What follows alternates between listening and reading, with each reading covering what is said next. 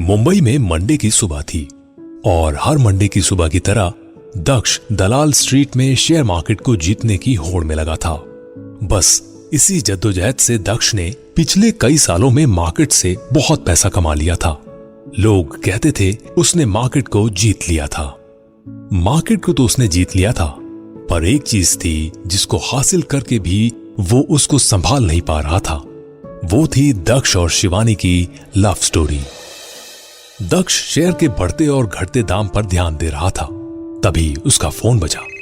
ये फोन शिवानी का था। दक्ष, तुमने बोला था कि तुम्हारे चंडीगढ़ वाले फार्म हाउस पे आओगे, पर तुमने अभी तक कुछ प्लान नहीं बनाया। बड़े गुस्से में शिवानी ने यह बात फोन पे कही। अरे डार्लिंग, अभी मार्केट चालू है, अभी मैं बात करता हूँ। मैंने बोला ना, मैं अगले हफ्ते पक्का आऊंगा। तुम हमेशा ऐसा कहते हो, पर अब नहीं। मैं कल ही मुंबई आ रही हूँ।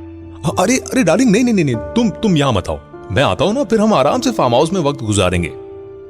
ये बोलकर दक्ष ने शिवानी को मुंबई ना आने के लिए मना लिया। फोन रखते हुए दक्ष ने मन में कहा, ये बेवकूफ यहां आ गई तो मेरी सारी अय्याशियों के बारे में इसको पता चल जाएगा। अब अगले हफ्ते तो जाना ही पड़ेगा। ये सोचकर दक्ष फिर से शेयर की प्राइस पर ध्यान देने लगा।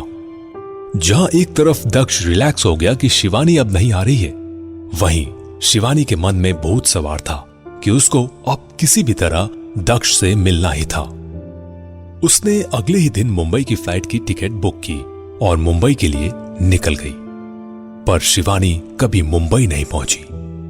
उल्टा उसने दक्ष से फोन पर बात करना बंद कर दिया। दक्ष भी समझ नहीं पा रहा था कि शिवानी उससे बात क्यों नहीं कर रही है। यार, ये फोन क्यों नहीं उठा रही है?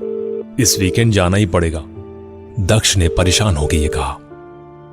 तभी दक्ष को शिवानी का मैसेज आया कि अब मैं तुमसे तभी बात करूंगी जब तुम चंडीगढ़ आओगे मुझसे मिलने।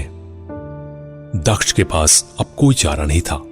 उसने फ्राइडे शाम की फ्लाइट बुक करा ली और फ्राइडे की रात को दक्ष अपने चंडीगढ़ वाले 2 मंजिला फार्म हाउस पे पहुंच गया। फार्म हाउस के आसपास बहुत अंधेरा था। उल्लुओं की अजीबोगरीब आवाजें आ रही थी। इतनी रात में अकेले में दक्ष को थोड़ा डर भी लग रहा था, पर हिम्मत करके दक्ष फार्म हाउस के दरवाजे पर पहुंचा।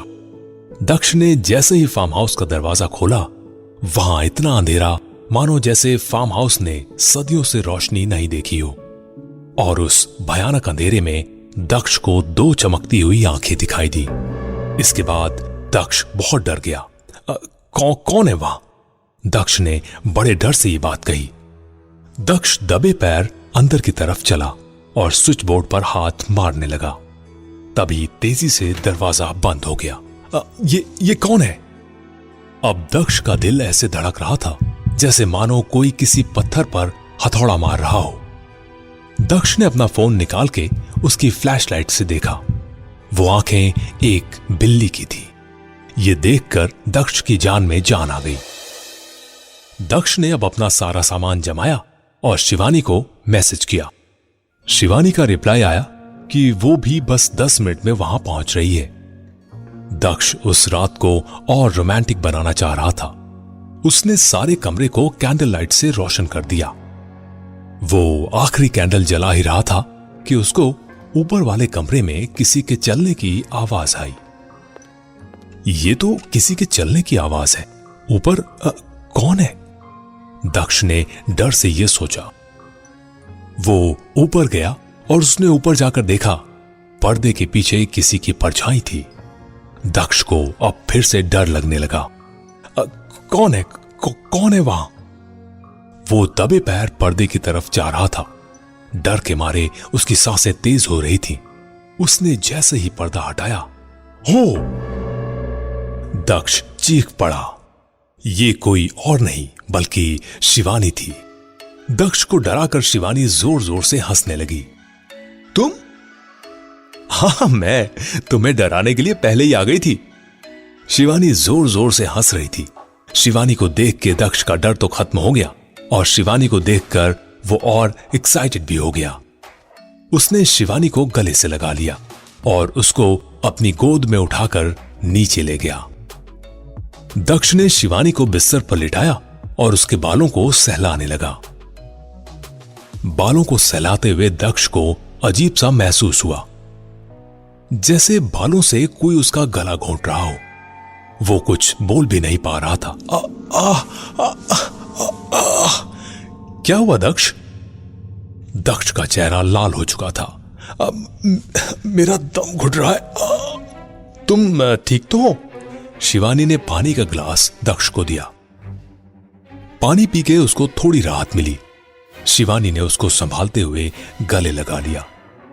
दक्ष अब रिलैक्स हो चुका था। पर दक्ष के होश तब उड़े जब उसने शीशे में खुद को देखा।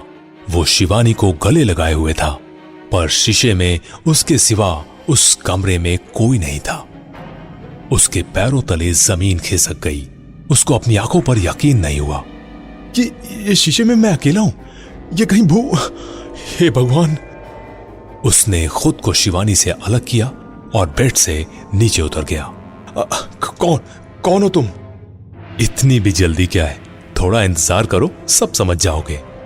दक्ष समझ गया वो अब बड़ी बुरी तरह कहीं फंस गया है। उसने वहां से भागने की कोशिश की, पर दरवाजे पर पहुंचते ही दरवाजा बंद हो गया। दक्ष की जान अब उसकी हलक में थी। धीरे धीरे शिवानी उसकी तरफ चल के आ रही थी। मुझे छोड़ दो, मुझे छोड़ दो। अब शिवानी उड़ के उसकी तरफ आई और दक्ष का गला पकड़ के उसको हवा में उठा लिया। दक्ष का दम अब घुट रहा था और शिवानी की आंखों में एक बदले की आग फूट रही थी। मैंने तुम्हारा क्या बिगाड़ा है? क्या बिगाड़ा है? दूसरी लड़कियों के साथ अय्याशी करके तुमने मुझे धोखा दिया। जब तुमने मुझे मुंबई आने से मना किया था, मुझे समझ आ गया था कुछ तो गड़बड़ है। और मैंने तुम्हारे ऑफिस में काम करने वाली मेरी दोस्त पूजा से बात की। उसने मुझे तुम्हारी सारी अय्याशियों के बारे में बताया और सबूत भी दिया। उसने ये भी बताया कि कैसे पैसे और पोजीशन से तुमने उसका भी इस्तेमाल किया। मुझे माफ कर दो। माफ कर दूं? मैंने तुमसे सच्चा प्यार किया था, पर तुमने मुझे धोखा दिया। मुझे छोड़ दो प्लीज। हम इस रिश्ते को फिर से शुरू करते हैं। मेरी जान लेके अब फिर से मुझसे रिश्ता जोड़ने की बात कर रहे हो? जान लेके? दक्ष को समझ नहीं आ रहा था कि ये क्या हो रहा है। हाँ, तुम ही मेरे कातिल हो। तुमने मेरी जान ली है। तुम्हारे धोखे की वजह से मैं इतना स्ट्रेस में चल रही थी कि तुमसे मिलने के लिए मुंबई आने लगी, और आते हुए बीच में मेरा एक्सीडेंट हो गया। एक्सीडेंट? हाँ, जब मैं तुमसे मिलने के लिए मुंबई आ रही थी, तब एयरपोर्ट पहुंचने से पहले मेरा एक्सीडेंट हो गया। ये सब तुम्हारे धोखे के कारण हुआ। मैं गम में इतना डूब गई थी कि मेरा कहीं ध्यान नहीं था, और ऐसा हुआ। तुम ही मेरे कातिल हो, और अब मुझे शांति तभी मिलेगी जब मैं तुम्हें जान से मार दूंगी। शिवानी का गुस्सा उसके सर पर था और उसका चेहरा पूरी तरह से लाल हो चुका था। उसने हवा से दक्ष को जमीन पर तेजी से पटक दिया और दक्ष का सर फट गया, जिसके बाद दक्ष की वहीं मौत हो गई। शिवानी के चेहरे पर मुस्कान थी और वो धीरे धीरे वहां से गायब हो गई, जैसे उसको मुक्ति मिल गई हो।